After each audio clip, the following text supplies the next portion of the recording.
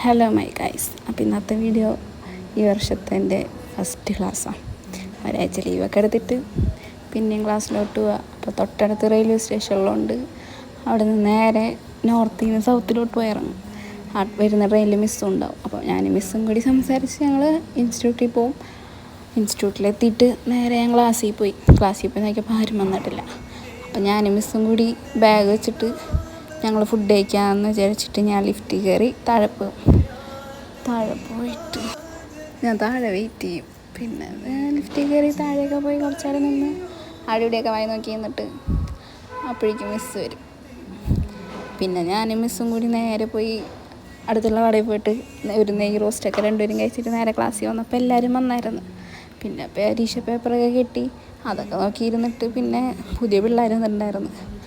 അവരുടെ പേരും വീടൊക്കെ അറിഞ്ഞ് പിന്നെ നേരെ ക്ലാസ് കഴിഞ്ഞ് 2 മണിക്കൂറുകളിൽ പിന്നെ എല്ലാവർക്കും ടാറ്റയൊക്കെ കൊടുത്തിട്ട് ഞാൻ അവിടെ നിന്ന് നേരെ ബസ് കയറി ഹോസ്റ്റലിലോട്ട് വന്നു.